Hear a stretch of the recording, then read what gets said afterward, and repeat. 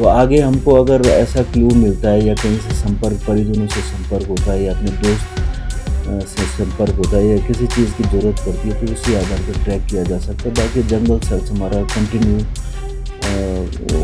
थाना मनेरी और उत्तरकाशी और हम लोगों के माध्यम से जो है उसमें ऑब्जर्वेशन हमारा लगातार जारी है। तो क्या दोस्तों दयारा बुग्याल ट्रैक से लापता बबीता पांडे किसी बात को लेकर परेशान थी?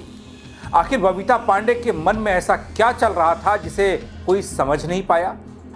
क्या वह किसी गहरे मानसिक तनाव से गुजर रही थी?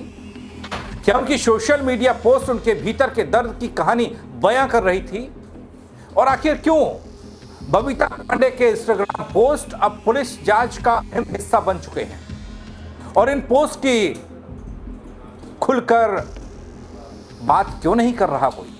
बताऊंगा आपको पूरी खबर, कैसे पुलिस ने बबीता केस को दे दिया नया एंगल। नमस्कार, पहला मैं पंकज रौतेला, आप देख रहे हैं अपना उत्तराखंड न्यूज। दोस्तों, पहले बबीता पांडे की रहस्यमय गुमशुदगी को लेकर हम सब ने दिन गिने, अब हफ्ते गिनने शुरू कर दिए हैं, लेकिन बबीता पांडे के बारे में कोई खबर ऐसी नहीं आई कि जिससे बबीता पांडे के अचानक गायब होने का राज खुल सके।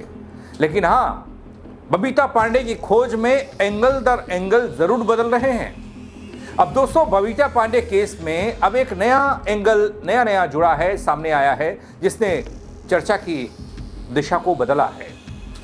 पुलिस को मिले कुछ डिजिटल सुराग और सोशल मीडिया गतिविधियां इस ओर इशारा कर रही हैं कि बबीता पिछले कुछ समय से मानसिक दबाव में थी।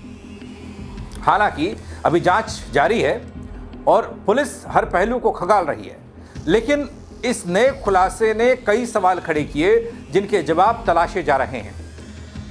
अब दोस्तों, बबीता केस में सामने आए इस नए एंगल और नए सुरागों के बारे में बात होगी जिन्होंने पुलिस की टेंशन को बढ़ा दिया। वो इसलिए क्योंकि बबीता पांडे की तलाश में सर्च ऑपरेशन लगातार चल रहा है। एसडीआरएफ और अन्य टीमें दयारा बुग्याल खंगाल रही हैं। इलाके की गहन तलाशी हो रही है। जहां उन्हें आखिरी बार देखा गया था, टीमों ने वहां मौजूद पेड़, आसपास के रास्ते, रैथल की ओर जाने वाले ट्रैक, दोनों तरफ की खाइयां, पत्थरों के बीच बने संभावित छिपने वाले स्थान बारीकी से जांच लिए। इसके अलावा क्षेत्र में मौजूद छोटी बड़ी सारी झीलों को खंगाला गया। संवेदनशील जगह पर भी तलाशी अभियान चला।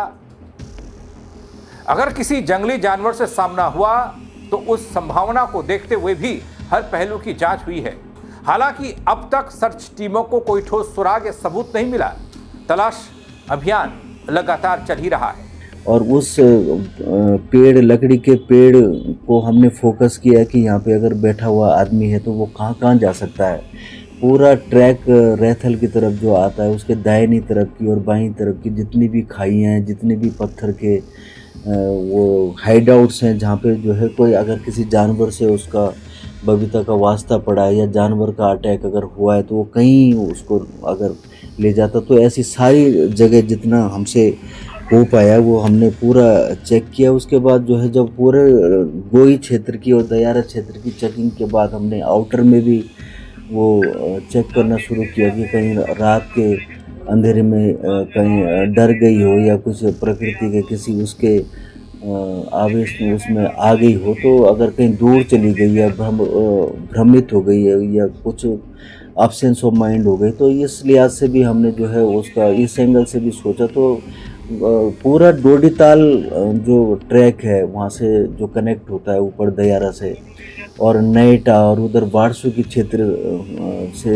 जो वहाँ का दयारा जाने का ट्रैक है, तो जितनी भी वहाँ पे एक दो जो पानी की छोटी छोटी झीलें थी तो वो डीप डाइवर्स हमारी जो एसडीआरएफ की टीम है उनके द्वारा वहाँ पे जो है पूरी की पूरी चेकिंग की गई। लेकिन कहीं पे भी ऐसा हमको क्लू नहीं मिला जो हम ये कह सकें कि वहाँ पे कोई किसी इंसान के रहने के या जाने के वो कोई क्लू एविडेंसेस मिली हो।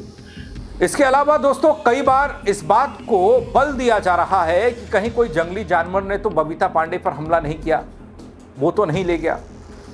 अब इस पर पुलिस क्या कहती है, पुलिस की तलाश क्या कह रही है? सर्च टीमों ने इलाके की प्राकृतिक परिस्थितियों और स्थानीय गतिविधियों का आकलन बड़ी गहनता से किया है। अधिकारियों के मुताबिक दयारा बुग्याल क्षेत्र में वन गुज्जर और बकरी पालक कि डेरे मौजूद हैं जहां कुत्तों का लगातार आवागमन रहता है। ऐसे में दोस्तों टीम ये कहती है कि यदि किसी जंगली जानवर ने हमला किया होता तो आसपास गिद्ध या चीलों की गतिविधियां दिखाई दे सकती थी, लेकिन अब तक ऐसे किसी भी प्राकृतिक संकेत के प्रमाण नहीं मिले।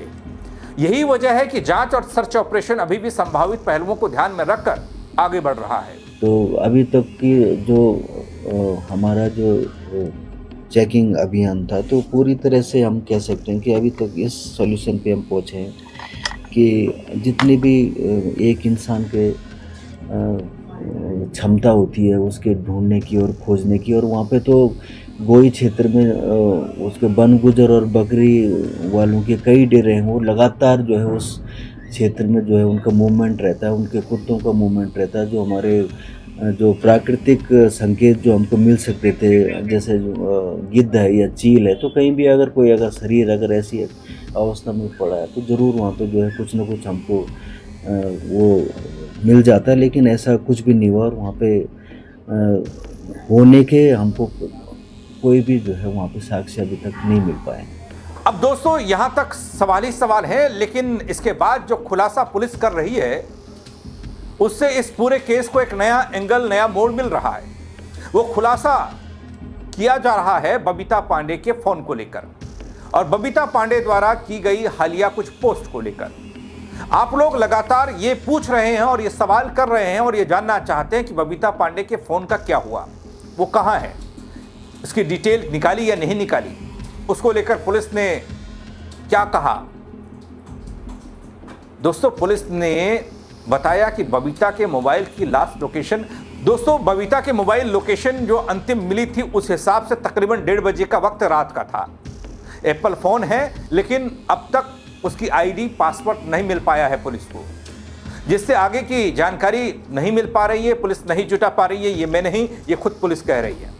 यहाँ पे थाना स्तर पर और हम लोगों के लेवल पे उसका हम ऑब्जर्वेशन कर रहे हैं, वो लगातार कर रहे हैं, जंगल का भी और उसका आउटर। अगर जो है मोबाइल बंद हुआ है तो अब लास्ट लोकेशन मोबाइल की 1:37 पे उस गोई क्षेत्र की है। तो उसके बाद जो एप्पल का फ़ोन था तो वो आईडी जो है वो कंपनी के द्वारा हमको जो है आईडी और पासवर्ड अभी तक रिक्वेस्ट भेजी है तो उपलब्ध हुआ नहीं है। लेकिन आगे जो है उसका जो सर्विलांस है, मोबाइल सर्विलांस, वो जारी है। परिजनों के हमने मोबाइल नंबर, जितने भी उनके बबीता के जो दोस्त थे और उसके परिजन थे, उनके मोबाइल नंबर हमारे पास है। तो ये संभावना ये है कि आगे अगर यहाँ से जो है, क्योंकि गोई से रैथल जो है जो 3.5-4 किलोमीटर का ट्रैक है, वो अच्छा खासा ट्रैक बना हुआ है।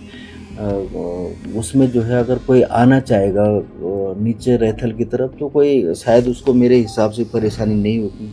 लेकिन दोस्तों पुलिस इस बात को बड़े ही खुलकर कहती दिखाई दे रही है कि बबीता की मेंटल स्थिति ठीक नहीं रही है, यानी कि मेंटल स्ट्रेस का एंगल इस पूरे मामले को नया मोड़ दे चुका है। दोस्तों पुलिस कहती है कि बबीता पांडे ने हिडन स्लोप नाम से इंस्टाग्राम आईडी बनाई। उसकी इमोशनल पोस्ट देखकर यह लग रहा है कि मेंटली सेटिस्फाई नहीं थी। हो सकता है वो ट्रैक करके खुद ही नीचे चली गई होगी। और अगर कुछ जो इंस्टाग्राम आईडी जो बनाई है बबीता ने हिडन स्लोप्स के नाम से, तो उससे भी जो है, और कुछ जो इंस्टाग्राम में जो अपनी पोस्टें डाली हैं तो उससे भी लगता है कि वो मेंटली जो है बहुत ज़्यादा सेटिस्फाई नहीं थी वर्तमान जो सिनेरियो जीवन का था। तो वो कुछ इस तरह के इमोशनल पोस्टें भी देखने को मिली। तो वो ऐसी संभावना भी है कि किसी भी टाइम जो है आदमी, इंसान वहाँ से ट्रैक करके नीचे ट्रैक डाउन हो सकता है। और वो आजकल यात्रा चल रही है तो किसी भी व्हीकल की मदद ली जा सकती है अगर किसी डेजिग्नेशन में जाना हो तो आगे हमको अगर ऐसा क्लू मिलता है या कहीं से संपर्क, परिजनों से संपर्क होता है या अपने दोस्त से संपर्क होता है या किसी चीज़ की ज़रूरत पड़ती है तो उसी आधार पर ट्रैक किया जा सकता है। बाकी जंगल सर्च हमारा कंटिन्यू थाना मनेरी और उत्तरकाशी और हम लोगों के माध्यम से जो है उसमें ऑब्जर्वेशन हमारा लगातार जारी है। फिलहाल दोस्तों ये पुलिस का दावा है और पुलिस की जांच है। इंसान के रहने या जाने की कोई भी खबर पुलिस के पास नहीं है, इस ट्रैक पर भी, नीचे उतरने को भी। लेकिन बबीता पांडे की रहस्यमय गुमशुदगी का सच अभी भी एक पहेली बना हुआ है। कई दिनों की लगातार तलाश और सैकड़ों लोगों की मेहनत, ड्रोन, एसडीआरएफ, पुलिस और स्थानीय लोगों की मदद के बावजूद अब तक ऐसा कोई ठोस सुराग नहीं मिला जो इस रहस्य से पर्दा उठा सके। हालांकि अब जांच में सामने आए डिजिटल सुराग और सोशल मीडिया पोस्ट ने इस मामले को नया एंगल जरूर दिया है, लेकिन यह भी सिर्फ एक संभावना भर है दोस्तों, अंतिम सच नहीं है। पुलिस अभी भी हर पहलू की जांच कर रही है, किसी नतीजे पर पहुंचने से पहले सभी तथ्यों को खंगाल रही है। फिलहाल तो दोस्तों पूरा उत्तराखंड और बबीता के परिजन एक ही उम्मीद लगाए बैठे हैं कि जल्द से जल्द इस रहस्य से पर्दा उठे और बबीता के बारे में कोई ठोस जानकारी सामने आए। लेकिन क्या अब जो नई जानकारी या फिर मेंटल स्ट्रेस या परेशानी की बात सामने आ रही है, हालांकि हाल में परिवार इस बात को कहता दिखाई दिया कि ऐसी कोई परेशानी तो दिखाई नहीं दी, कभी जिक्र भी नहीं हुआ, लेकिन वाकई में क्या बबीता पांडे कुछ ऐसे हालात से गुजर रही थी, इमोशनली वीक थी और ऐसे जगह पर जहां पर हाई एल्टीट्यूड वाला इलाका हो, ऑक्सीजन कम होती है, जहां पर शांति और आदमी खो सा जाता है, उस इलाके में वो चीज़ें, वो स्ट्रेस उस पर हावी हुआ, उसके बाद वो खुद ही कहीं चली गई। जाने का मतलब ये है कि पुलिस ये अंदाज़ा लगा रही है कि वो जहाँ थी वहाँ से नीचे उतरकर पहले गांव, फिर शहर तक पहुँची और फिर कहीं चली गई।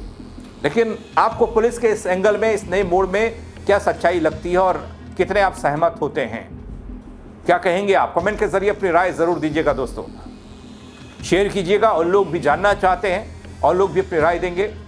फेसबुक पर देख रहे हैं, फॉलो नहीं किया है तो वो कर दीजिएगा। यूट्यूब पर सब्सक्राइब नहीं किया है, वहाँ देख रहे हैं तो वो कर दीजिएगा। मेरे साथ जुड़ने के लिए दगड़ी बहुत शुक्रिया। जय उत्तराखंड। तो आगे हमको अगर ऐसा क्लू मिलता है या कहीं से संपर्क, परिजनों से संपर्क होता है या अपने दोस्त से संपर्क होता है या किसी चीज़ की ज़रूरत पड़ती है तो उसी आधार पर ट्रैक किया जा सकता है। बाकी जंगल सर्च हमारा कंटिन्यू थाना मनेरी और उत्तरकाशी और हम लोगों के माध्यम से जो है उसमें ऑब्जर्वेशन हमारा लगातार जारी है।